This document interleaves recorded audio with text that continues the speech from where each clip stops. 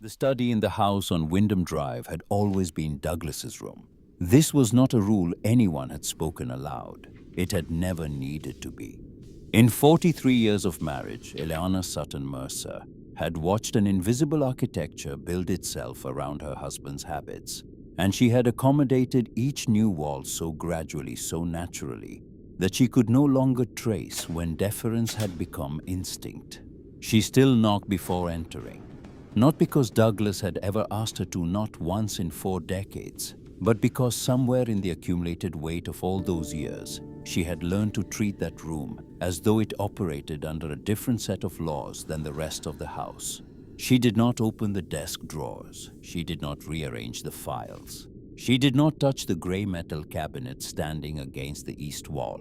The boundaries were invisible, and they were absolute, and she had respected them for so long that they had become part of the architecture itself, as natural and unquestioned as the draft that crept under the back door every January. She was 64 years old. She had managed the finances of this household since the year Ronald Reagan was re-elected. She had tracked mortgage payments, utility schedules, property tax deadlines, car insurance renewals, and the quarterly premiums on 3 separate life insurance policies. She knew the balance of every joint account to within $50 at any given moment. She had been in every practical sense the operational intelligence of this family's financial life, and she had done it quietly and without expectation of acknowledgement, because that was simply what their arrangement had always been. Douglas earned, Ellie organized. It was a division of labor that had seemed reasonable in 1981 and had calcified into something she no longer examined by the time Claire left for college.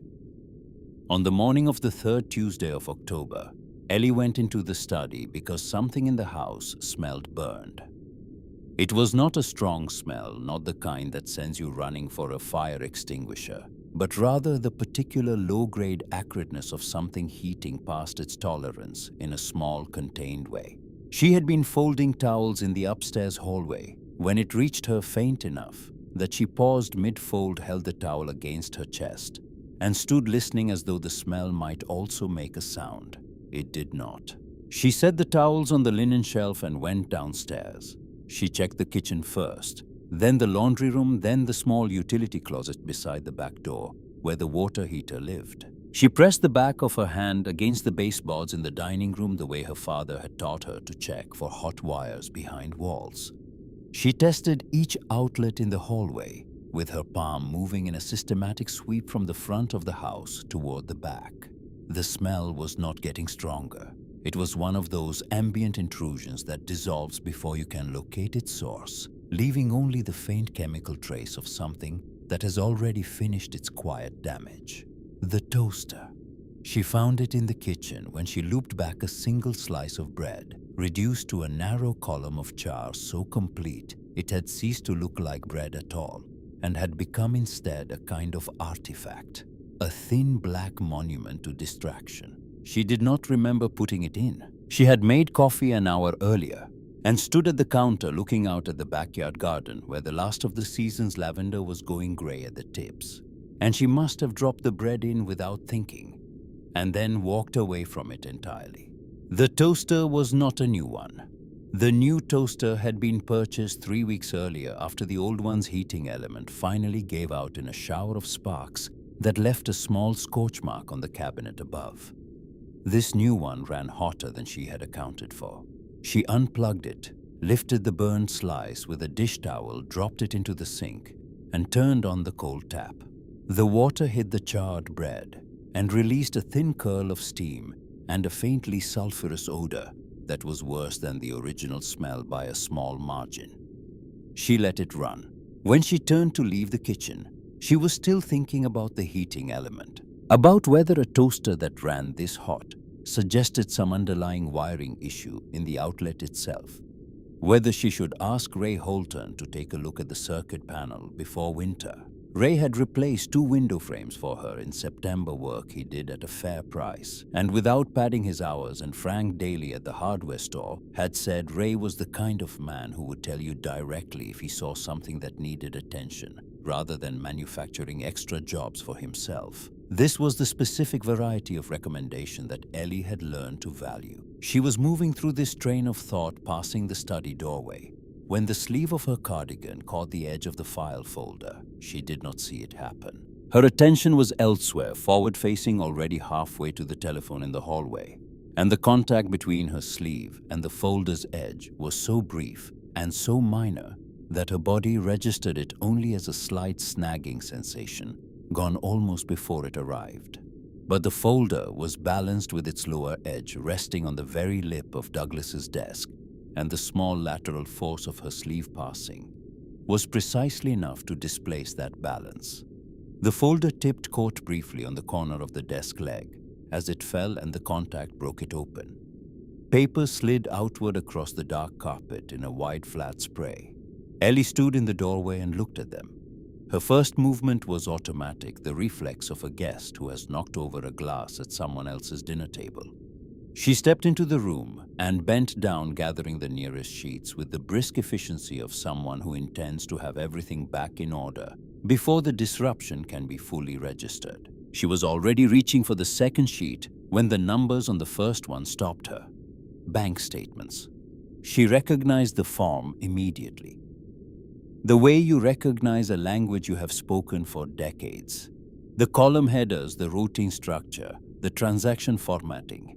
She had seen 10,000 bank statements in 43 years. Her hands knew what a bank statement looked like before her eyes had finished processing the words. But this was not an account she had ever seen, an unfamiliar account number. A bank she did not recognize, a branch in a city she had not thought about in connection with their finances, a balance in the upper 5 figures. She read the number twice, then looked at the transaction history below it. Rent payments appearing on the same date each month with the regularity of an automated transfer. A school she did not know, tuition charges appearing twice yearly in amounts consistent with private elementary education. A pediatric clinic. A pharmacy with a North Carolina area code in its merchant name. A grocery chain. A gas station. A children's clothing store. She picked up the second sheet. The same account. A different year, the same pattern, the same recurring payments, the same merchant categories arrayed with the same monthly rhythm. She picked up a third sheet. Another year. She was moving more carefully now, holding each page flat in both hands, reading with the deliberate attention of someone who understands that the document in their hands is a primary source and must be treated as such. She gathered the remaining papers from the carpet, sorted them by date, and laid them out in sequence across the available floor space in a rough chronological array. 16 years. The oldest statement in the folder was dated 16 years ago. The account had been opened before Claire finished her first year of graduate school. The rent payments in Asheville, North Carolina had been running without interruption for 16 years. The school tuition had begun appearing 8 years ago and had increased each September in the incremental pattern of a private institution raising its rates. The pediatric clinic charges predated the school by 3 years, which meant the child had been receiving medical care through that clinic since approximately the age of 1. Ellie sat down on the carpet. She was not conscious of deciding to sit. Her body simply declined to remain standing. She held the oldest statement in her hands and read it again from the top. She noticed crying. She was not shaking. Her hands were level and her breath was even. And there was a stillness in her chest that she did not recognize at first, because she had never encountered it before in herself. And only after a long moment did she understand what it was. It was the particular quiet that descends when something you did not know you were waiting for finally arrives. Not peace, not relief. Something colder and more structural than either of those. The quiet of a building that has just completed its settling. She thought about 16 years ago with the specific careful attention of someone auditing a historical record. 16 years ago, Claire had been 22 and finishing her second semester at Penn. Douglas had begun traveling more frequently around that time. 3-day trips, 4-day trips, occasional long weekends. He had always called in the evenings, always remembered her mother's birthday, always brought back airport gifts with the particular casualness of a man who had not spent time choosing them. She had not suspected anything. She had been busy. She had been managing the mortgage refinancing they were doing that year, tracking the contractor bids on the kitchen renovation, dealing with her father's first hospitalization after his fall. She had been busy, and Douglas had been traveling, and that had been the shape of their life, unremarkable and continuous. She thought about her father. Harold Sutton had never said anything directly about Douglas. He was not a man who offered commentary on other people's marriages. He had lived his entire life in Bath County, had farmed the same land his own father had farmed, and his mode of expression was practical and abbreviated. He said what he needed to say and stopped. He did not circle. But 8 months before his death, he had quietly revised his will. Ellie remembered receiving the copy from his attorney, reading it at the kitchen table on a Wednesday afternoon, noting the change and filing it in the folder she kept in the bottom drawer of her small desk upstairs. She had not thought about the change very much. She had told herself it was the decision of an old man who wanted his affairs in order before they became someone else's problem. The farm in Bath County, the house her grandfather had built, the land that had been in the Sutton family for 3 generations, had been left to Eleanor Sutton Mercer alone. Not to Eleanor and Douglas jointly, not to the couple, to Eleanor alone, specifically and exclusively in language so unambiguous that no subsequent interpretation could soften it. Sitting on the carpet of her husband's study with 16 years of bank statements spread around her, Ellie understood for the first time that this had not been the decision of an old man tidying his affairs. Her father had known something, not perhaps exactly what was in this folder, but something, enough to change the will, enough to make sure. She sat with this for a while. The room was very quiet. Through the window behind the desk, the 2 maple trees in the backyard stood almost completely still in the gray October morning. She looked at them and let the stillness in her chest persist without trying to move through it prematurely. When she was ready, she began putting the papers back in order. She worked methodically, smoothing each sheet and aligning the edges, restoring the chronological sequence she had created on the carpet. She placed them back inside the folder with care, adjusted the folder's angle on the desk to approximate how she remembered it had been lying before it fell, then stepped backward 2 paces and looked at the room as a whole. Nothing appeared disturbed. She turned and left, pulling the door back to its original position, not closed, but not open, the precise unintentional angle it had been when she passed. In the kitchen, she lifted the waterlogged charcoal from the sink and dropped it in the trash. She rinsed the sink. She turned off the tap. She stood at the window with both hands resting on the edge of the counter and looked out at the backyard garden, at the lavender going gray, at the stone bird bath Douglas had bought at an estate sale 12 years ago, and which he had never particularly liked, but had accommodated as she had accommodated most things. Her hands were not shaking. She noticed this with a quality of attention that was almost scientific, a detached observation about her own body, as though she were reading its data the way she read a bank statement, looking for anomalies, finding. Instead, an unusual flatness, a steadiness she had not requested and did not fully understand. She did not cry that morning. She did not cry that afternoon. She made lunch, ate it at the kitchen table, washed the dishes, and went upstairs to her small desk by the east window. She pulled the bottom drawer open, found the copy of her father's will in its folder, and read it slowly from the beginning. Eleanor Sutton Mercer, sole heir. The language was plain and definitive. She read each clause once, then folded the document back along its original creases and returned it to its place. She sat at her desk for a while longer, looking out at the front yard where the maple on the street side had gone fully gold overnight and was beginning to lose its leaves in small individual releases each time the wind moved. Then she opened the brown leather address book to the M section and found Harriet Voss. She had met Harriet at a dinner party 11 years ago, a colleague of someone Douglas knew at the university. A woman in her mid-50s at the time, with the precise diction of someone who had spent decades choosing her words in rooms where words had consequences. They had spoken for perhaps 20 minutes over dessert. And afterward, Ellie had written Harriet's name and number in the address book. Not because she expected to need an attorney in any urgent sense, but because she had the habit of recording people who struck her as genuinely competent in a world that contained in her experience a surprising scarcity of them. She dialed the number. The voicemail picked up on the fourth ring. Harriet Voss family and estate law, leave a message and I'll return your call within 24 hours. Ellie waited for the tone. This is Eleanor Mercer. I need to meet with you as soon as possible. The sooner the better. She left her number and ended the call. She set the phone down on the desk and looked at the clock. It was 12 minutes past 11 in the morning. The whole day still lay ahead of her, intact and unchanged. To everyone who did not yet know it had changed entirely. Harriet called back the following morning. Her voice brief and alert in the manner of someone who handled serious matters often enough to have stopped performing concern around them. She had a cancellation Thursday at 10. Could Ellie make it?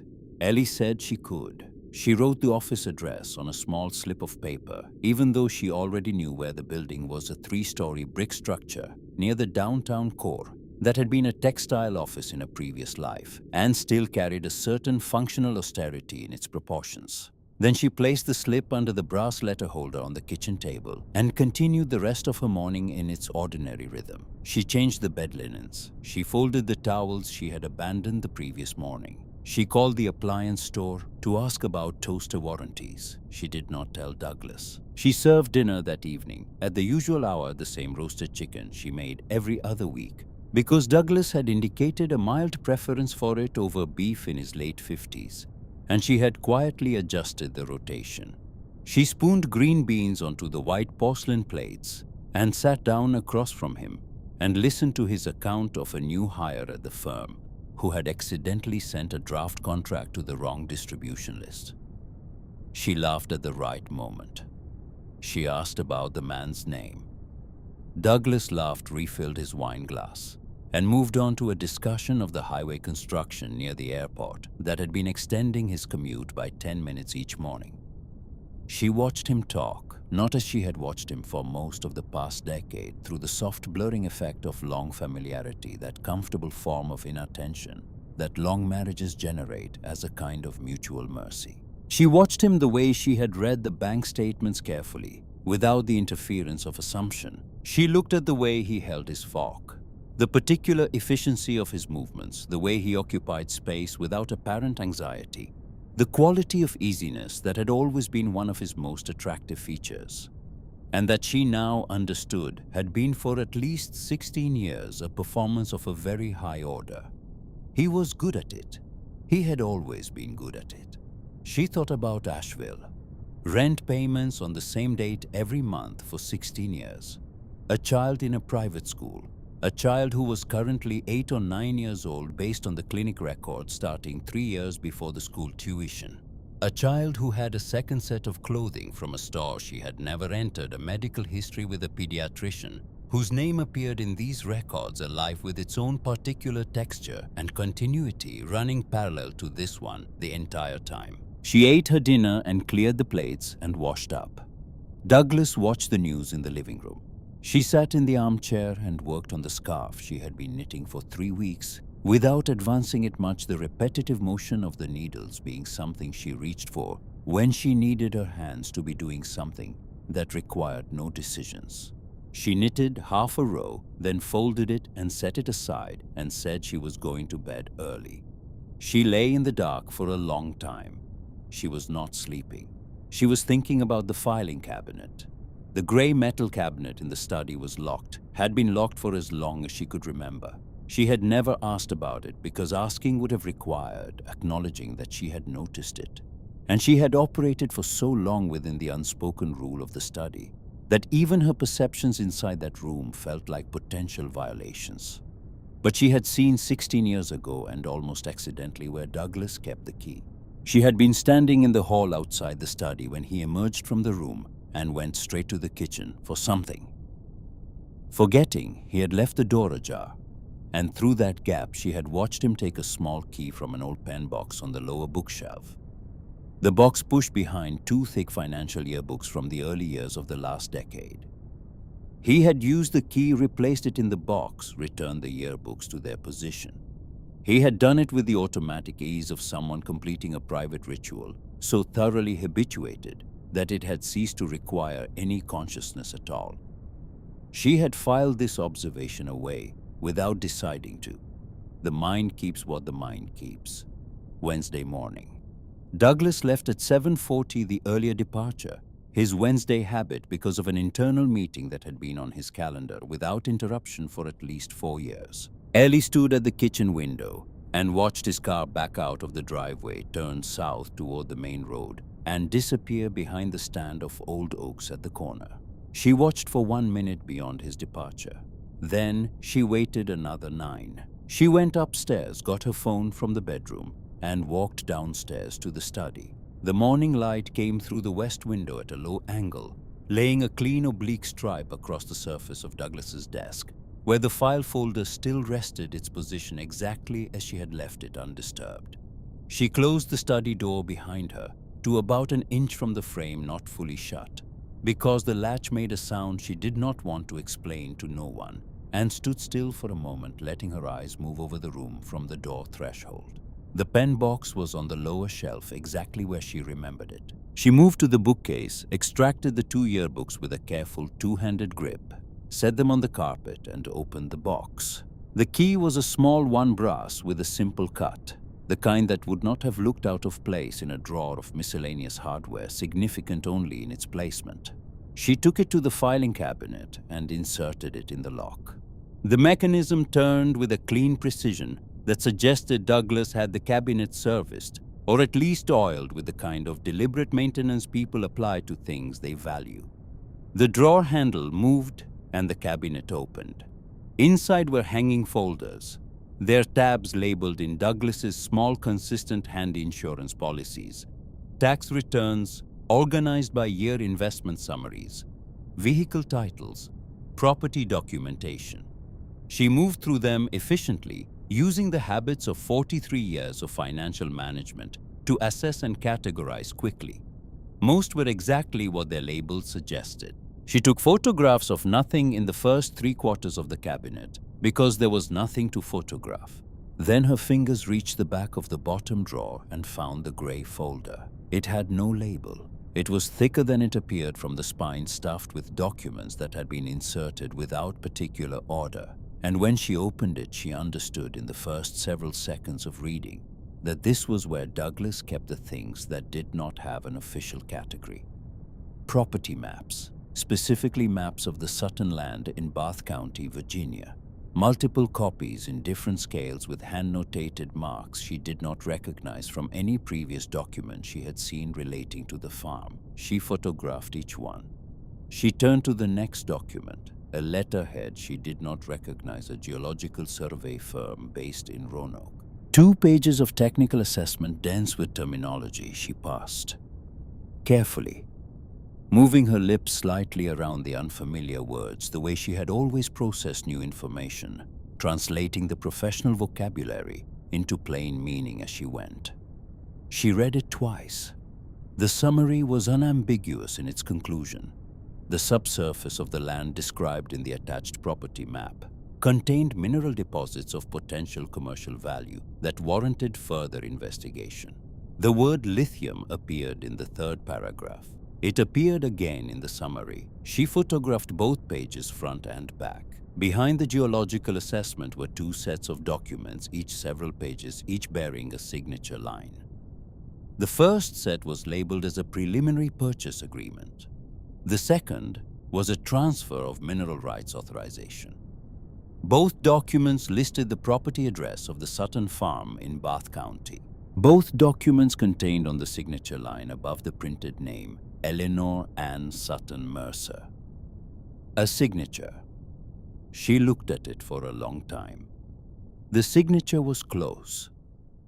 If you had never watched your own hand produce your own signature 1,000 times, if you had not spent 4 decades signing checks and insurance forms and tax documents and school enrollment papers until the physical motion had become as automatic and individual as your own heartbeat, you might have accepted it. The general shape was there, the approximate sweep of the initial capital letters, the compressed middle section. But the pressure was wrong. The specific weight distribution of her hand when she signed her name had a pattern she recognized the way you recognize your own voice on a recording that slightly dissonant intimacy. And what she was looking at was an approximation made by someone who had studied the output without understanding the mechanism that produced it. Her signature on a document authorizing transfer of her father's land. She photographed both pages of both documents front and back using her phone's document scanning mode to ensure the images were flat and legible. Behind the transfer documents was a single letter. The letterhead matched the Geological Survey firm. It was addressed to Douglas Mercer. The letter thanked him for his continued interest in the mineral assessment of the Bath County property and made reference to a preliminary report that had been prepared at his request. The language was formal and courteous and deliberately indirect, but the meaning was not indirect at all. Douglas had commissioned a private geological survey of her father's land. He had done this without telling her. He had done this according to the date at the top of the letter 16 years ago, the same year the Asheville account opened. She stood with the letter in one hand and her phone in the other. The study was very quiet. Somewhere in the house, the heating system made its usual mid-morning sound, a brief percussion of expanding metal, and then went silent. She photographed the letter both sides. She replaced it in the folder in the order she had found it. She replaced the folder at the back of the bottom drawer in the position and angle she had found it. She slid the drawer closed, turned the key, felt the locking gauge, removed the key, returned it to the pen box, replaced the yearbooks in front of it in their original position, and stepped back to look at the shelf. Nothing appeared disturbed. She put her phone in the pocket of her cardigan and left the room. Douglas arrived home that evening at 6:31, later than his usual Wednesday time, and said the traffic had backed up past the airport construction again. She had made pasta with the marinara she kept in jars from the summer tomatoes, and she had set the table in the kitchen rather than the dining room, which was their habit on weekdays. And he sat down at his place and ate with a steady appetite while discussing a conflict in his department over scheduling that had been running for 3 weeks without resolution. She listened. She asked a clarifying question about the names involved. He answered. They talked for 20 minutes, and then he moved to the living room, and she washed the dishes. She stood at the sink with the hot water running over the pasta pot and thought about the order of events, not the emotional order, the sequence of feeling, which she was not ready to address yet, and perhaps would not be ready to address for some time, but the practical order. What needed to happen first? What depended on what? She had been managing complex logistical sequences her entire adult life, and she applied the same analytical mode to this now because it was the tool she had, and it was adequate to the task. She needed to see Harriet before she did anything else. She needed to make sure the documents she had photographed were preserved somewhere Douglas could not access or delete. She needed to be careful about what she said and did not say in this house until the appropriate time. She washed the pasta pot and placed it in the drying rack, and dried her hands on the kitchen towel and went upstairs. She forwarded the photographs from her phone to her personal email account, then to a secondary account she had created several years ago for managing her own small investments and which Douglas had never known about. She downloaded the images from there to the cloud storage application on her phone. When she was finished, the photographs existed in 3 separate locations that Douglas had no access to. She put the phone in her desk drawer and lay down on her side of the bed and looked at the ceiling. She thought about the line at the end of her father's will. Eleanor Sutton Mercer, sole heir. She had read it and filed it. She had assumed it was a preference for clarity, a desire to prevent future complications around jointly held inherited property. She had assumed it was general. The gesture of a man protecting his daughter from a category of possible misfortune. She understood now that it had been specific. Her father had watched Douglas for years, had watched him and said nothing, because he was a man who did not speak until he could speak with evidence, who did not accuse without proof, who would no more have named his suspicions to his daughter without documentation than he would have filed a complaint without witnesses. He had watched Douglas, and he had changed the will, and then he had died, and the evidence of what he suspected had gone with him. She had been left with a will she had misread, and a husband she had trusted, and a piece of land she had never thought very much about because her life had been here in Charlottesville, in this house, in the kitchen and the garden, and the raising of Claire, and the management of everything that kept this family operational. 16 years. She did not sleep well. She was awake before 5, and she lay in the grey dark listening to Douglas breathe beside her, with the particular evenness of a man who had been sleeping easily for 16 years. And she thought about what Harriet Voss had said 11 years ago over dessert at a dinner party. The dry precision of it, the word she had used to describe the difference between the clients she could help and the clients she could not. Prepared, she had said. The ones I can actually help are the ones who come to me prepared. When the alarm went off at 6:15, Ellie was already sitting up. Thursday morning was clear and cold, the sky a flat pale blue with no weather in it. She arrived at Harriet's building 15 minutes early and sat in her car on the street watching the maple on the opposite sidewalk drop its leaves one at a time into the still air. She was thinking about the filing cabinet key, about how long the pen box had been on that shelf behind those specific yearbooks, about whether Douglas had ever considered that she might have seen him put it there. She thought he had not.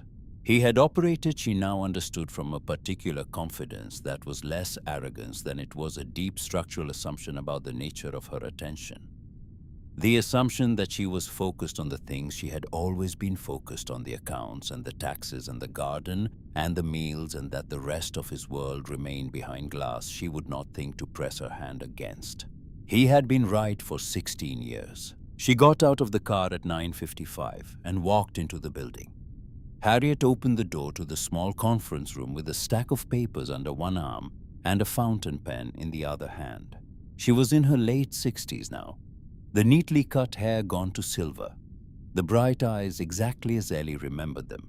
She gestured to the chair across the table without ceremony and sat down herself and opened her notepad. "Tell me from the beginning," Ellie told her. She spoke in chronological order, without embellishment, without the editorial weight of emotion, reporting the sequence of events as she had reconstructed it, the folder following the statements, the years, Asheville. The filing cabinet and the key she had known about without knowing she was keeping the knowledge. The grey folder, the geological survey. The transfer documents, the signature that was not hers. The letter addressed to Douglas dated 16 years ago. She handed Harriet the phone when she had finished speaking. Harriet scrolled through the photographs with the unhurried attention of someone reading a document for meaning rather than for narrative, zooming in on the signature lines, pausing on the letter, returning twice to the geological survey pages. When she set the phone down, she was quiet for a moment. "All right."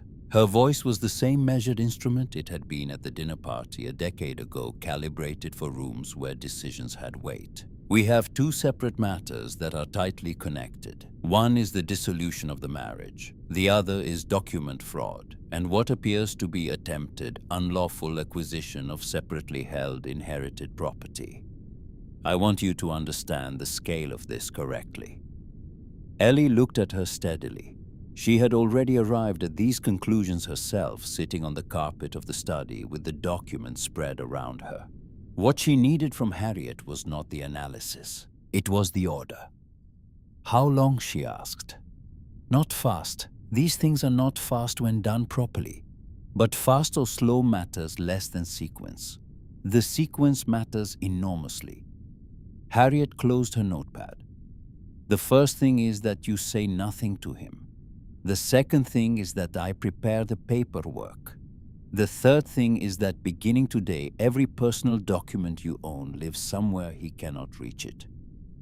I understand. One more thing. Harriet's voice did not change register, but something in the quality of her attention sharpened. If you decide to file, you need to be ready to leave before he has the opportunity to rearrange what can be rearranged. Eleanor Sutton Mercer looked across the table at Harriet Voss and thought about the fold of the tablecloth at that dinner years ago, the way Harriet had spoken about prepared clients with the precise appreciation of someone who had spent too many hours in rooms with the unprepared ones. She thought about her father's handwriting, the specific slant of it, the compression, the absence of unnecessary strokes. "I'm ready," she said, and she understood, not because she had planned for this or because she had seen it coming, but because 43 years of managing complexity had given her a particular muscle, one that activated not in anticipation, but in response, and it had been active since the moment she sat down on the study carpet with the first bank statement in her hands. The machine was already running. It had been running quietly and without her full awareness since the morning the folder fell. Outside the conference room window, the street below was moving in its ordinary Thursday way. A delivery truck double-parked. Two people crossed at the corner without looking up from their phones. The maple on Harriet's side of the street had held most of its leaves still orange, not yet ready to let go. Harriet worked quickly. By the following Monday, the paperwork was ready. Ellie drove to the office in the kind of clear October morning that feels like a last gift before the season turns, the light coming in at an angle that made everything look slightly more defined than usual. The edges of buildings and trees crisp against a sky that had gone the particular deep blue of late autumn. She parked on the street, walked up the 3 steps to Harriet's building, and sat in the same chair across the same conference table where she had sat 4 days earlier. The documents were arranged in a precise stack. Harriet walked her through each section without rushing, pointing to the relevant language in each clause, explaining the implications of what Ellie was authorizing and what the filing would set in motion. Ellie read every page herself before signing. This was not distrust of Harriet. It was simply the habit of a woman who had managed the financial life of a household for 4 decades and had learned that the moment you stopped reading the actual language was the moment you became dependent on someone else's interpretation of it.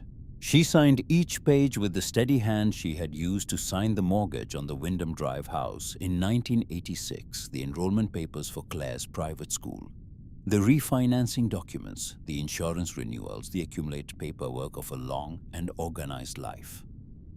The only difference was that this time the organization was moving in a direction it had never moved before.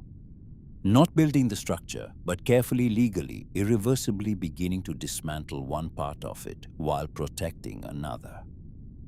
When she had signed the last page, Harriet slid a short handwritten list across the table. Items to remove from the house immediately: passport, birth certificate, personal bank records, the copy of her father's will, duplicates of every photograph she had taken in the study, family jewelry if any, old photographs if those were things she wanted to keep. Ellie folded the list once and put it in her bag. She stood and Harriet stood, and they shook hands across the table with the efficiency of 2 people who understood each other's mode of operating. "Do you already have somewhere to go?" Harriet's question was practical, not sympathetic, which was precisely the register Ellie needed. "Yes?" She had not hesitated before answering, and she noticed that. The answer had been there before the question finished forming, sitting ready in some part of her mind that had been working independently of the part still managing dinners and weather forecasts and conversations about highway construction. "The papers will be served Wednesday morning at his workplace." "That's good. You don't need to be present." "I wasn't planning to be." She drove home with the list on the passenger seat, and she spent the afternoon doing what she had always done when she had to move through something difficult, which was to address each component separately and in sequence rather than confronting the whole of it at once. The whole of it was too large. The components were manageable. She took the suitcase from the top shelf of the bedroom closet, the medium-sized one with the broken wheel she had always meant to have repaired and had never gotten around to. She laid it open on the bed and stood in front of it for a moment, thinking about what constituted the necessary minimum. Not what she was owed, not what she would miss. The necessary minimum to sustain herself through the first weeks of whatever came next. 2 heavy knit sweaters, 3 shirts, a raincoat, thermal underlayers for the mountain weather she was heading into, the sturdy walking shoes she had bought 2 years ago for a trip to the Shenandoah with Claire that had been planned and then cancelled and then never rescheduled. She had never worn them outside the house, had tried them on in the bedroom, and walked back and forth on the hardwood floor testing the fit, and they had sat in the closet since then, still carrying the light new shoe smell. She packed them with the particular satisfaction of something finally being used for its intended purpose. The wooden box from her desk drawer went in next. Birth certificate, social security card, the savings account book, the 2 photo albums. Her father's watch, its leather band worn to a soft flexibility from years of daily use, the crystal scratched at the 4 o'clock position from the day he had knocked his wrist against the gate post in a way she had watched happen without being able to stop it. She had given him the watch for his 60th birthday. He had worn it every day for the next 19 years. She carried the suitcase to the hall closet near the back door behind the coats, where it would not be visible from the main rooms. She put the document bag already prepared in the car trunk that evening, while Douglas was watching the news telling him she was going out to check the mail, which he also did, finding a credit card statement and a catalog and a piece of correspondence from the Homeowners Association about the schedule for street tree maintenance. She came back inside and made tea and sat in the living room for an hour, and Douglas fell asleep in his chair before the news was finished, which he had been doing more frequently in the past 2 years, and she turned off the television and left him there and went to bed. She lay in the dark and thought about what it would mean to stop moving on. She slept better than she expected. Tuesday passed without incident. She drove to the hardware store in the morning for caulk and weather stripping to seal the gap under the back door before the cold came in, and Frank Daly was behind the counter and asked how the new windows were holding up, and she said they were holding up well. On her way home, she stopped at the community bulletin board near the door and read the posted notices with the half attention of someone not specifically looking for anything.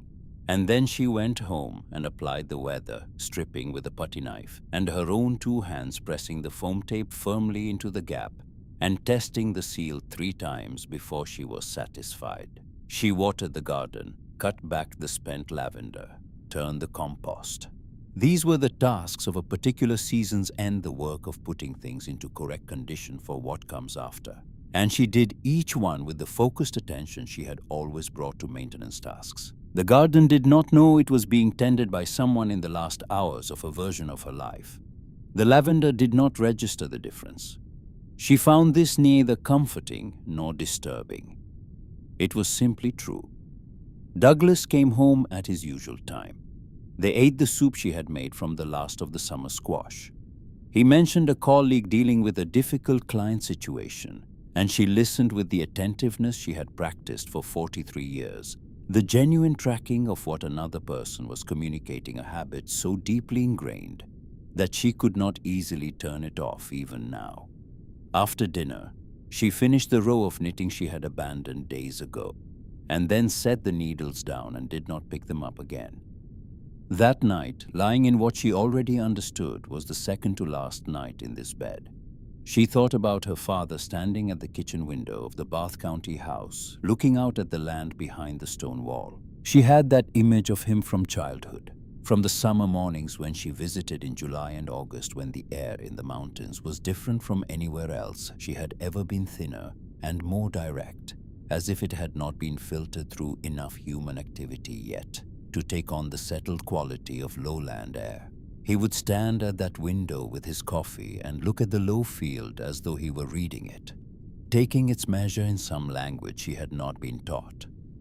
She had always assumed he was thinking about crops, about soil conditions, about the practical calculus of what the land would and would not do. She understood now that he had been thinking about something else entirely, or perhaps about the same thing she was thinking about in the dark, which was what you owed the people who came before you, and what you owed the people who would come after, and what it meant to protect something beyond the span of your own attention. Wednesday morning arrived with a dense early fog that would burn off by 10, but for now softened everything at the edges, the street, the maple, the neighboring houses, all muted to a grey-blue suggestion of themselves. Ellie was up before 6. She moved through the morning routine with a precision she recognized as a form of courtesy. The last courtesy she owed this life, making it look like every other morning, so that Douglas would leave for work without any knowledge of what was about to change. She made coffee, cracked eggs into the pan, put 2 slices of bread in the new toaster, and watched them this time, pulling them when they had reached the right color and no further. She set Douglas's cup at his usual place, the white cup with the small chip on the handle that he had used every morning for 6 years without any apparent notice of the chip. She arranged the table as she always arranged it. He came downstairs at 6:32, adjusted his left cufflink, picked up his phone from the counter where it had been charging, scrolled through his messages while standing in the kitchen doorway. He sat down and ate with his usual focused efficiency, the meal a functional requirement rather than an experience. He mentioned the meeting with the legal department that was likely to run long, said he might be later than usual getting home. She said she understood. She stood in the kitchen doorway and watched him back out of the driveway.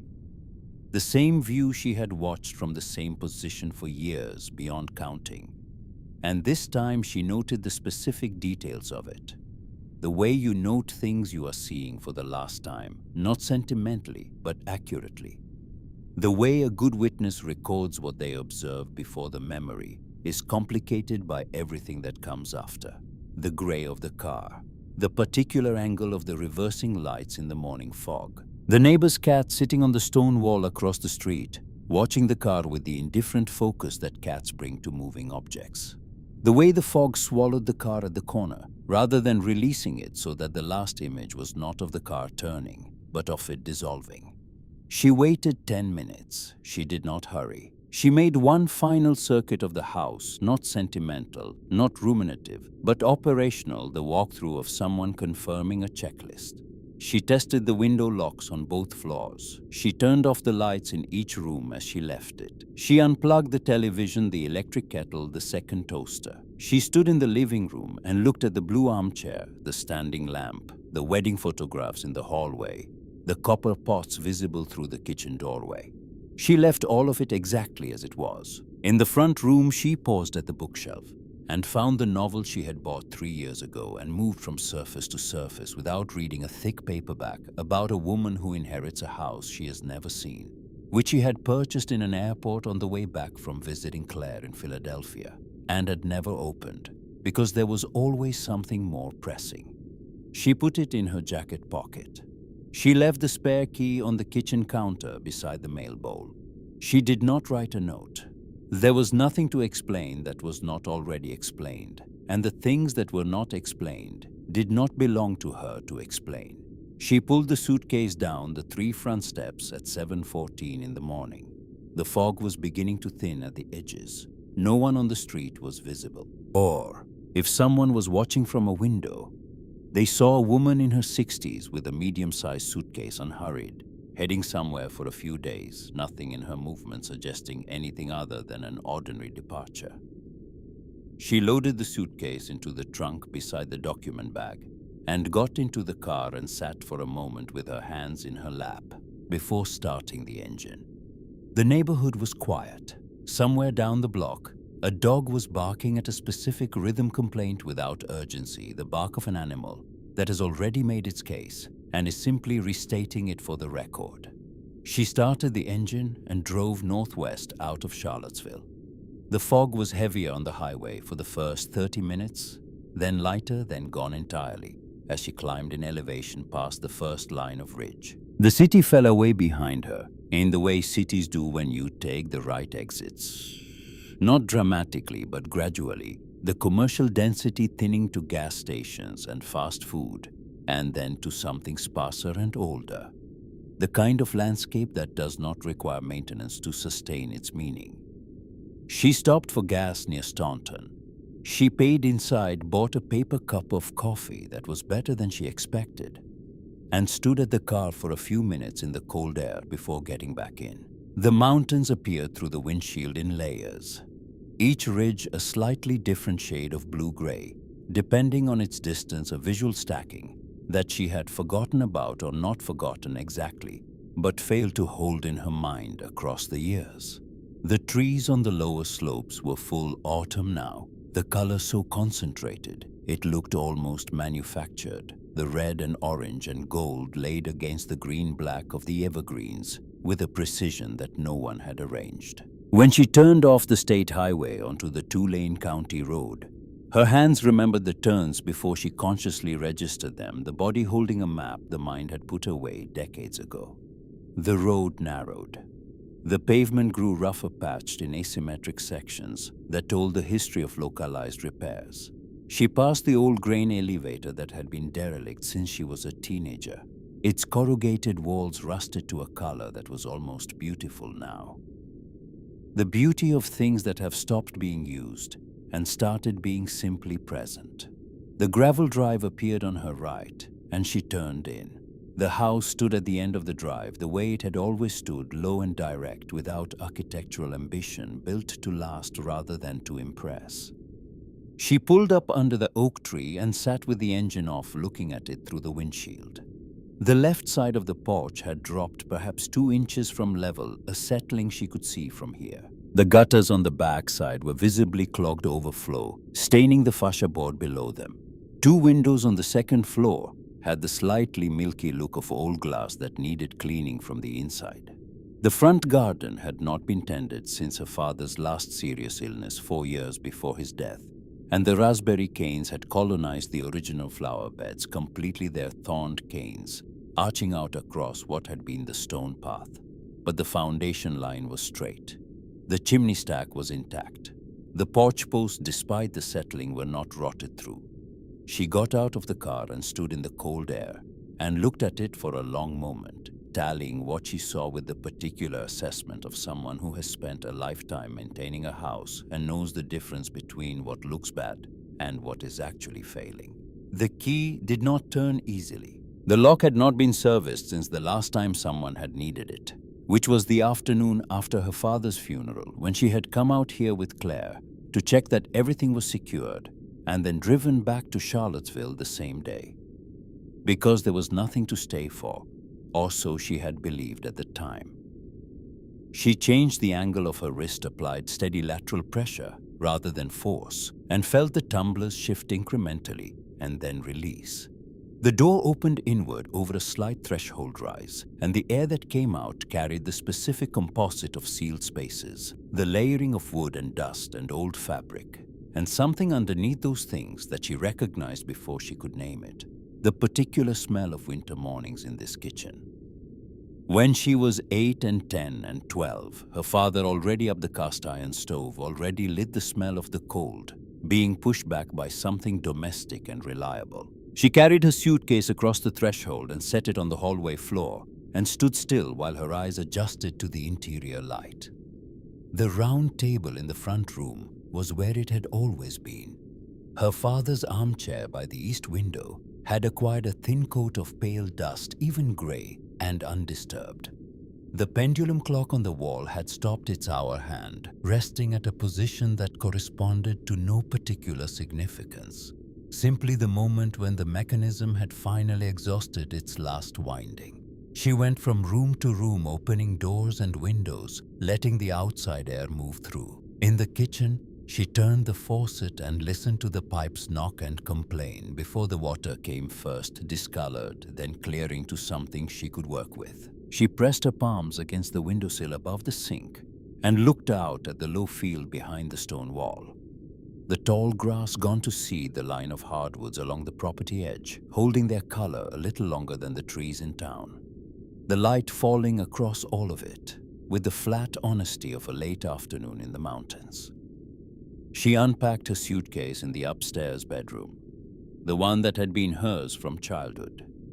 Its brass bed frame still solid despite its age, the mattress requiring the new sheets she had brought, the window frame swollen slightly from humidity but opening with a firm push. She made the bed. She opened the window to let the air through. She went back downstairs to the kitchen. Her first dinner in the house was crackers, a wedge of sharp cheddar she had packed in the cooler bag, sliced apples and coffee reheated from the thermos she had brought from home. She ate at the kitchen table under the window. The light dropped steadily while she ate the field outside, going from gold to gray, to the undifferentiated dark of a landscape with no artificial illumination nearby. She locked both doors, checked the window latches, and went upstairs. The mountain night was quieter than any quiet she had lived inside for years. No traffic, no neighbors' equipment cycling on and off. Just the intermittent sound of the house itself, the small contractions of old wood responding to the temperature drop, and somewhere in the tree line a single owl working through its routine. She lay on her back in the dark with her hands at her sides and let the quiet be what it was. Claire called for the sixth time on the third morning, while Ellie was on her knees in the kitchen, examining the bead of grout around the base of the chimney surround that had never been quite right, and now, after years of thermal cycling, had cracked along three sides. She looked at her daughter's name on the screen and answered. Claire's voice came out high and fast. "Mom, I've been calling since Monday. I couldn't get through." "I know. I'm in Bath County." A pause, not long.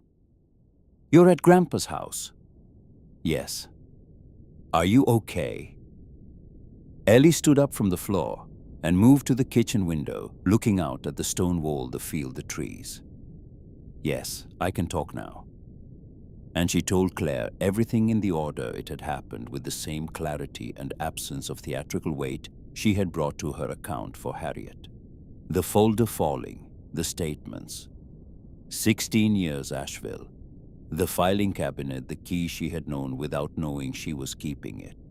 The gray folder, the geological survey, the transfer documents, the signature that was not hers. The letter with Douglas's name, Harriet, the filing, the morning she had left. Claire did not interrupt once. When Ellie stopped speaking, the silence on the line had a different quality than before, heavier and more particular. "I'm coming up this weekend." Not a question. "All right. I'm bringing Patrick." "All right." Another pause, and then, "Does he know where you are?" "Not yet." She ended the call and stood at the window for another minute. Then she picked up the grout tool she had left on the counter and went back to work. Later that morning, she drove into the nearest town, a 20-minute trip down the county road to a main street that had changed less than she expected. Over the years, the core of it still intact, the hardware store still on the same corner, with a newer sign in the same location. The man behind the counter was in his 50s, reading glasses low on his nose, and when she told him she was Harold Sutton's daughter, back to work on the farm, he set his pen down and took a moment. "I remember Harold," Frank Daly said. "He was a straight-ahead man." He was.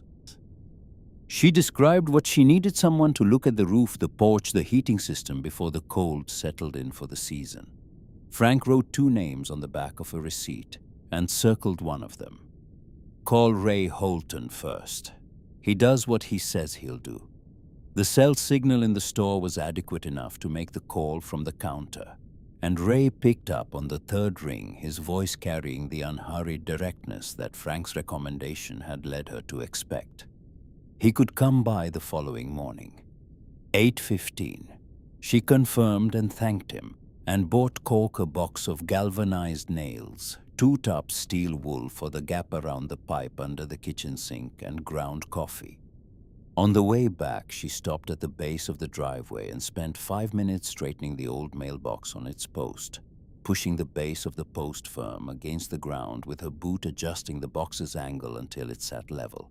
It was a small thing, She did it anyway. That evening, she found the long broom in the storage closet beside the kitchen. A mop, a metal bucket, and a stack of old rags folded with a neatness that could only have been her father's work, because her father had always believed that the way you left a thing was as important as the way you found it. She swept the kitchen and the front room and the downstairs hallway.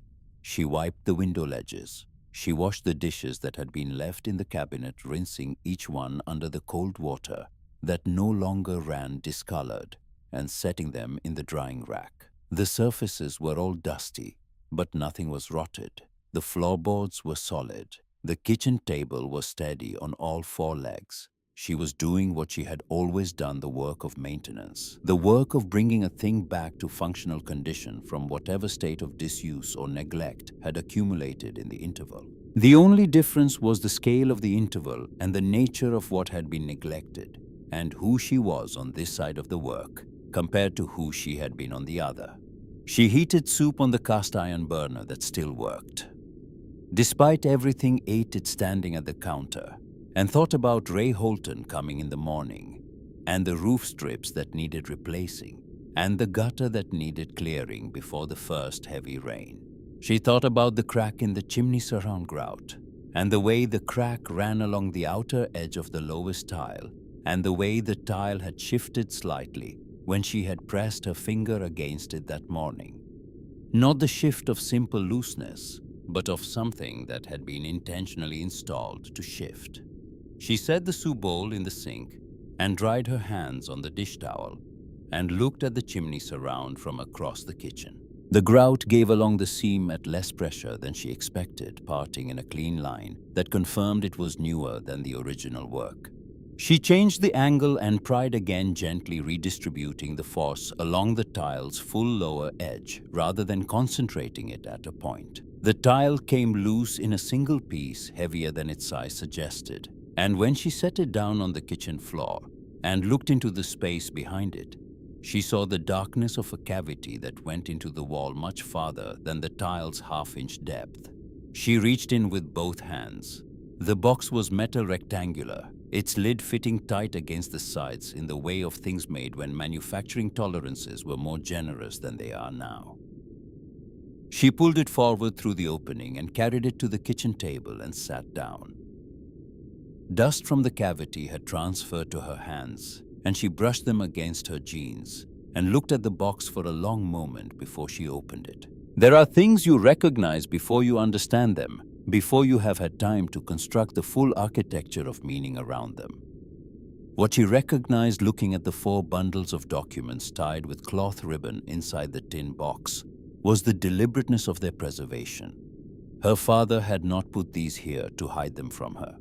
He had put them here to save them for her, which was a different act entirely, and the difference was everything. She untied the first ribbon and began to read. The first bundle contained the Geological Survey report, 23 pages on paper, that had yellowed to the color of old ivory, but remained fully legible, the printing crisp and the binding intact. Ellie read the technical section, slowly translating the professional vocabulary, the way she had always processed unfamiliar material, moving her lips slightly around the terminology, pausing on the quantitative estimates, returning to the summary paragraph 4 times until its meaning had settled into something she could hold with precision rather than approximation. The subsurface deposits extended across the lower quadrant of the property, the section her father had always called the back 40, even though it was closer to 60 acres. The ground there too wet in spring for reliable crops and too uneven for efficient equipment. Harold Sutton had kept it in pasture, rotating 2 or 3 beef cattle through it in summer. It had always been the least productive section of the farm, and the section he had spoken about least. The report's conclusion was unambiguous. Lithium-bearing mineral deposits of commercially significant concentration, with preliminary estimates suggesting reserves sufficient to support extraction operations for a period of decades. The rare earth elements identified as secondary deposits added a dimension the report's authors noted as potentially exceeding the lithium valuation depending on market conditions at time of extraction. The final paragraph recommended immediate further investigation, and noted that the surface-level indicators alone were sufficient to place this property in the highest tier of priority assessments the firm had conducted that year. The report had been prepared 19 years ago. She set it down and untied the second bundle. Her father's handwriting was exactly as she remembered it. The letters formed with the precise economy of a man who had learned penmanship in a one-room school and had never seen any reason to deviate from what he had been taught. The slant was consistent, the pressure, even the spacing between words, so regular, it might have been set by a machine. She had not seen his handwriting in 4 years, not since the last birthday card he had sent her the March before his first serious hospitalization, and looking at it now produced a sensation in her chest that was specific and clean. Not grief exactly, because grief had been done with by now, but recognition, the way you recognize the voice of someone who loved you well. He had written to his attorney 2 weeks after receiving the survey report.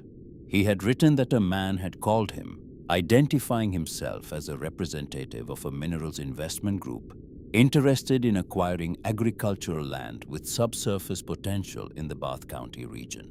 Harold had told the man he was not interested in selling.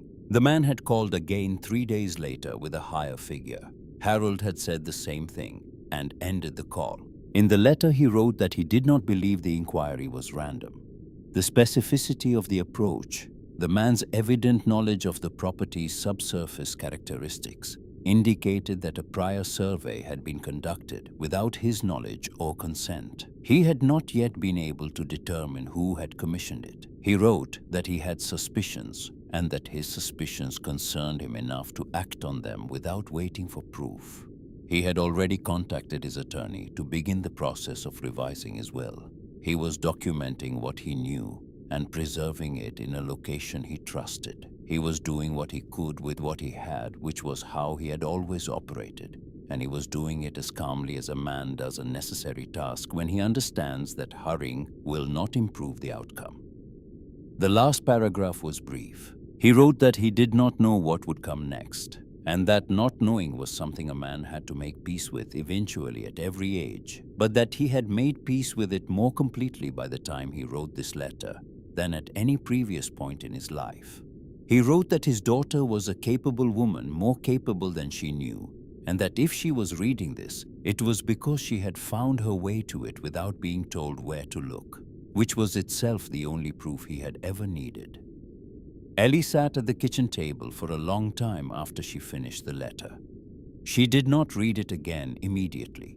She held it in her hands and let the handwriting register as what it was, which was her father speaking to her across a distance of years, having trusted the distance and trusted her, and trusted time to bring the two things together at the right moment. She thought about what it meant to love someone carefully enough to protect them, across an absence to arrange your actions with the full understanding that you would not be present when they took effect. It was a particular kind of long-range love, the kind that required complete confidence in the recipient, and it was the most concentrated expression of her father's regard for her that she had ever encountered.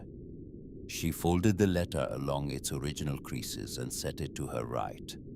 The third bundle was the property documentation, the chain of title running from her grandfather's original acquisition through her father's inheritance, and then explicitly through the will revision to Eleanor Ann Sutton Mercer, sole and unencumbered heir.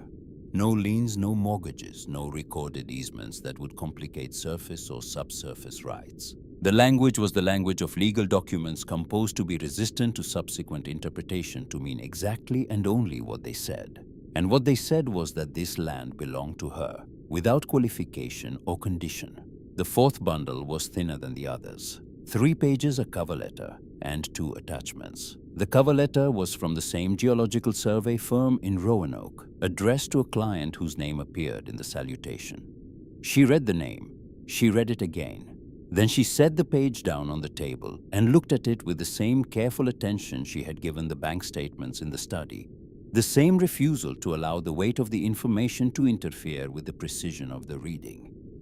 Douglas Mercer. The cover letter thanked Douglas Mercer for his inquiry, confirmed receipt of the deposit for a preliminary assessment, and outlined the scope of the private survey he had commissioned on a property in Bath County, Virginia, the ownership of which was described in the letter as belonging to his wife's family. The survey had been conducted without the knowledge of the property owner. The report attached was a summary version of the same findings that appeared in the bundle her father had preserved, abbreviated for the client's purposes, but reaching the same conclusions about the subsurface deposits. The date on the letter was 16 years ago, the same year the Asheville account had opened. She understood now the full architecture of what Douglas had been building. He had found the survey data, had understood its implications immediately, and had begun constructing the conditions under which he would eventually be positioned to acquire the land. The family in Asheville, whatever its emotional reality had been, was also a financial hedge, a second life built in parallel that would give him a place to land when the Bath County acquisition materialized. The forged signatures on the transfer documents were the end stage of a plan that had been running for 16 years, waiting for the right moment to execute, and the right moment had been approaching, because her father's death had transferred the property into her name without any complicating encumbrances, and Douglas had apparently calculated that her signature was the only remaining obstacle. He had been living in the same house with her while calculating this, eating at the same table, sleeping in the same bed for 16 years. She gathered the 4 bundles back together, tied them with the same cloth ribbon, placed them into the tin box, and closed the lid. 10 minutes later, she was in the car, the box lying on the passenger seat beside the document bag, driving back down the county road toward Harriet's office. Harriet read everything that same afternoon, seated across the conference table, with the 4 bundles spread before her, moving through the documents in the order Ellie had laid them out. She made pencil notes on yellow legal pad sheets in her small, dense script, pausing occasionally to ask a short, clarifying question about a date or to confirm the sequence of events. When she reached the 4th bundle and the cover letter addressed to Douglas, she read it twice without speaking, then set it down and removed her glasses and cleaned them with a folded tissue from her jacket pocket. He knew a very long time ago. Not a question, the observation of someone completing a calculation. Clearly, Harriet put her glasses back on.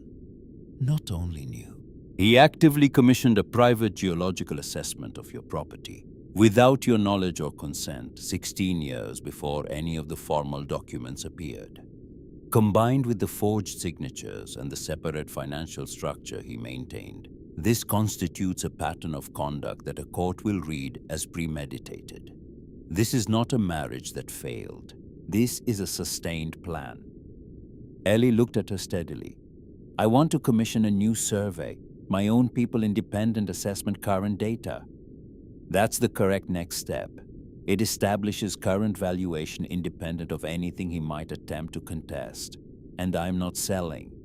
She said it plainly, without the weight of announcement, simply as a fact that required stating. If there's a way to develop what's on that land while it remains in my family, I want to pursue that way. Harriet looked at her for a moment. There is a licensing agreement, conditional extraction contract, royalty structure tied to production. It's more complex than an outright sale and will take longer to negotiate properly, but it's entirely achievable and it keeps the title in your hands. Then that's the direction. Harriet wrote several lines on the legal pad. I'll refer you to a resource contract specialist in Roanoke.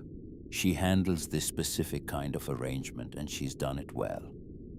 Ellie drove back to Bath County in the early evening, the mountains going dark in layers ahead of her, the last light holding longest on the upper ridges in the way it did in autumn, when the angle made the most of what remained. She thought about the conversation with Harriet, not as something that had just concluded, but as something that had been set in motion, a mechanism that would now proceed according to its own logic and sequence with her participation, but not her constant management. She had spent 43 years being the constant management. It was not an uncomfortable feeling to hand a portion of that weight to someone whose professional competence she trusted. Ray Holton arrived the following morning, and walked the house with her for 40 minutes, making notes in his small spiral pad. The porch required shimming and releveling on the left side, work he could begin within the week. The roof needed 2 sections of shingles, replaced before the first hard winter rain. The gutters required full cleaning and 1 section of replacement on the rear elevation. The heating system needed a specialist he could recommend, not his area, but he knew a man in Warm Springs who did honest work. She approved each item without negotiation. The prices Ray quoted were fair, the kind of pricing that reflected an assessment of actual labor and materials, rather than an assessment of what the client could be made to bear. Claire arrived that Saturday with Patrick driving up from Philadelphia in a loaded car, bringing food and cleaning supplies and the particular focused energy of a daughter who has spent a week processing difficult information and has arrived at the stage of needing to be useful. They spent the morning cutting back the raspberry canes that had overtaken the front garden, working with loppers and heavy gloves, reducing the thorn tangle to a manageable stubble from which the original plantings would be able to emerge the following spring without competition. Patrick rebuilt the small wooden gate at the front entrance that had been hanging on one hinge since the previous winter, working with the quiet competence of a man who is good with his hands and does not feel the need to announce it. In the afternoon, while Patrick was finishing the gate, Claire stood at the kitchen counter with her hands wrapped around a mug of tea and looked around the room at what had been done in the weeks since Ellie had arrived. The freshly painted cabinets, the replaced window over the sink, the clean counters, and the organized shelves. "I still can't get used to what he did." Her voice was quiet, directed more at the room than at her mother. The voice of someone speaking a thought they have been turning over for a long time and have finally decided to release. Ellie was at the sink with her back to her daughter, rinsing the gardening gloves. "You don't have to get used to it. He wrote to me twice." I assumed he had. I didn't write back. Ellie turned off the tap and turned around. "That's your choice to make, nobody else's." Claire looked at her with the direct assessment that had always been her particular quality, the refusal to be managed by someone else's emotional presentation, a trait she had possessed since childhood, that Ellie had always quietly prized. "Are you angry?" "Yes." Ellie pulled out the chair across from her daughter and sat down. "But it's not the kind of anger that holds me in one place. I have too many things to do for that." Claire wrapped both hands tighter around the mug. Outside the window, the afternoon light was moving across the field behind the stone wall. The long shadows of late autumn, and somewhere down the tree line, a woodpecker was working with methodical persistence at something that required persistence. The new survey team arrived in late November and spent 3 weeks on the property with equipment and specialists that transformed the back 40 into something that looked temporarily industrial. A grid of measuring stakes and test boreholes and monitoring instruments that receded into the tall grass, like the infrastructure of a small science project. Ellie walked the perimeter of it each afternoon, asking questions of the lead geologist, a direct woman in her 40s named Dr. Pierce, who answered questions with the same plainness that Ellie had come to expect from competent professionals, and extended that expectation now to competent professionals everywhere. The final report came in January and confirmed what Harold Sutton's preserved documents had suggested. The reserves were larger than the 19-year-old assessment had estimated. The intervening decades of improved survey technology, having resolved ambiguities in the earlier data in favor of significantly greater volume. Dr. Pierce presented the findings at a meeting in Harriet's conference room. The numbers she put on the table transformed the conversation from one about a modest family farm with subsurface potential into one about a property of substantial commercial significance. 3 companies submitted proposals within 60 days of the survey's release through Harriet's network. The resource contract specialist Harriet had referred her to a woman named Catherine Webb, who operated out of Roanoke and who had the particular precision of someone who had negotiated these arrangements many times and understood exactly which clauses mattered and which were window dressing. Guided Ellie through each proposal with the patience of a teacher who respects the student's ability to absorb difficult material without simplification. Ellie rejected the first company's proposal during the second meeting, at the point where the surface land use provisions became clear. The proposal claimed operational authority over 30% of the farm's total acreage for the duration of extraction, including sections that bore no relationship to the identified deposit zones. When the company's representative explained this as standard practice, she looked at him across the table with the attention of someone who has spent 43 years managing the details that other people prefer not to read. And she told him that standard practice and acceptable terms were not the same thing. The second company's financial offer was substantially better, and Catherine Webb acknowledged this without recommending acceptance. The liability provisions around water table impact were drafted in language that shifted responsibility for remediation to the property owner, under conditions broad enough to encompass events entirely within the company's operational control. Ellie caught the language herself, flagged it before Catherine raised it, and the meeting ended shortly afterward. The third company was smaller than the first two, less capitalized, with a shorter operational history in the region. It also had the strictest environmental protocols of the three proposals, the clearest liability language, and the most transparent royalty calculation structure. The representative, a man in his late 50s named Gerald Marsh, who wore a flannel shirt to the meeting and had the handshake of someone who worked outdoors, answered her questions directly and without hedging. When she pressed him on the water handling provisions, he pulled out a supplemental document she had not seen in the original proposal and walked her through the specific containment infrastructure his company used as standard practice. She told him she needed a week to review the full contract language with Catherine. He said that was completely reasonable and gave her his direct number. She signed the licensing agreement on a Wednesday afternoon in February, Catherine on one side and Harriet on the other. The three of them at the conference table with the full contract spread across its surface, Ellie initialing each page and signing the final page with the same steady hand she had carried through everything. 43 years of managing the financial life of a household had not been without purpose. She knew which numbers were negotiable and which were not. She knew what she was signing.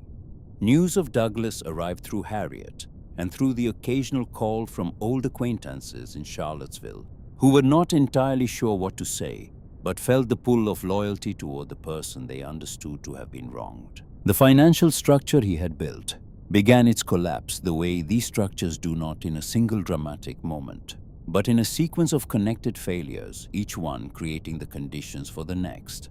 The Asheville arrangement, once it appeared in the discovery process, created liability in directions his attorneys had not fully anticipated. Accounts were frozen. A loan taken against projected future value of assets he had assumed he would control was called when those assets proved to be neither his nor accessible. His legal team's communications through Harriet suggested repeatedly that there might be room for negotiation regarding the Bath County property, and Harriet responded to each with procedural filings and scheduled court dates, which was the only response that the situation actually warranted.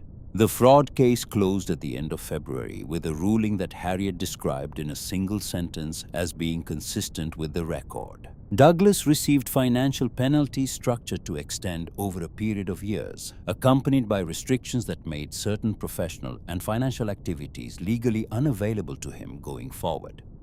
Ellie read the summary Harriet provided and signed the two acknowledgement documents and filed them in the kitchen drawer, not in the document safe she had set up in the upstairs bedroom, but in the kitchen drawer where she kept the utility bills and the hardware store receipts and the notes she made to herself about what needed doing around the property. She filed them there because they were finished business, and finished business belonged with the ordinary documents of a life in progress rather than in the category of things requiring special preservation. The first royalty payment arrived in April, transferring into her personal account on the 14th, a Thursday, while she was sitting at the kitchen table with the window open for the first time since October. The warm air coming in off the field carrying the smell of wet earth, and the green smell of things breaking dormancy after the long winter. Her phone showed the notification, and she opened the banking application and looked at the number for a long moment. Then she set the phone face down on the table and kept sitting with the window and the air and the field. Harriet called 20 minutes later. "Has it come through?" "It has." A pause, and then Harriet said, "Good," in the tone of someone completing a task they had begun with a specific outcome in mind, and are noting the arrival of that outcome without drama, which was the only tone either of them had ever needed. Douglas came in late October, almost exactly a year after Ellie had left Charlottesville. The morning was cold and bright, the kind of late autumn clarity that follows several days of heavy overcast. The light coming back strong and definitive. She was at the kitchen sink washing radishes she had pulled from the small kitchen garden she had put in along the south wall of the house in spring. A garden she had planned on a February evening with a seed catalogue and a cup of tea, and the particular pleasure of planning something whose results you would be present to see. She heard the car on the gravel before she saw it, the sound of tires moving slowly, and then stopping, and she looked up through the window and watched a rental sedan pull to a stop under the oak tree by the gate. Douglas got out and stood beside the car with his hands at his sides looking at the house. He stood there with the particular stillness of a man who has arrived somewhere he expected to find one thing and has found another. The house was substantially different from anything he had seen before. The porch level and repainted. The new shingles on the south roof. The cream-colored walls. The garden with its low stone edging, the dormant beds neat and bounded. The windows clear. He had known where to find her because the Bath County property had been in the discovery documents. His own private survey maps had named the address, and the address belonged to her now in every legal and practical sense. He had known where to come because he had, in a certain bitter irony, done the research himself. She dried her hands and went to the front door and opened it before he had reached the top step. He stopped on the second step. He looked older than a single year should have made him, the face hollowed in a way that suggested the months had not been metabolically neutral, the skin at his jaw loose in a new way. The ease that had always characterized his physical presence, the casual confidence of a man accustomed to occupying space without accounting for it, was largely absent. What remained was the structural outline of it, the posture and the controlled expression without the interior substance that had always animated them. Ellie. Douglas. He had called several times over the preceding months. Calls she had let go to voicemail and not returned because there was nothing that required a direct conversation, and because Harriet had been explicit about the importance of limiting contact to what passed through proper channels. But here he was in person on the property that was hers on a Thursday morning in October, and she was not going to close the door on him, because closing the door would have been its own kind of drama, and she had no interest in drama. He began with the circumstances, the practical pressures, the legal complications that had grown beyond what he had anticipated, the professional consequences, the financial constraints. He used the word difficult several times, and the word complicated more times than that. And he used the word mistake with a frequency that suggested he believed the repetition would eventually produce a different effect. He spoke about the specific amounts that were now inaccessible to him, about the terms of the settlement, and what they prevented, about the timeline of the penalties. He was building, she understood, toward a request, and she waited with the patience of someone who knows what the request will be and has already decided on the answer. When he finally named it, the request was what she had known it would be: money directly, and the softer version of the same request, which was for her to ask Harriet to reconsider the pressure being applied through the fraud case, to find some room for adjustment, to exercise the influence she had always exercised in the space between him and the harder consequences of his choices. She went inside without explanation and returned with the folder Harriet had prepared at her request 3 weeks earlier, a one-page summary of the relevant facts in plain language, no legal formatting, no rhetorical framing, just the events in sequence with the documentation that supported each one. She handed it to him and waited while he read. He got partway through the first page and stopped. He held the folder in both hands and looked up at her with an expression that had moved past calculation into something more exposed.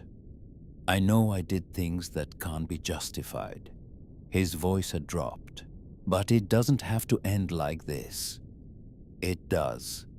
The words came without force, without the weight of long-held anger finally released.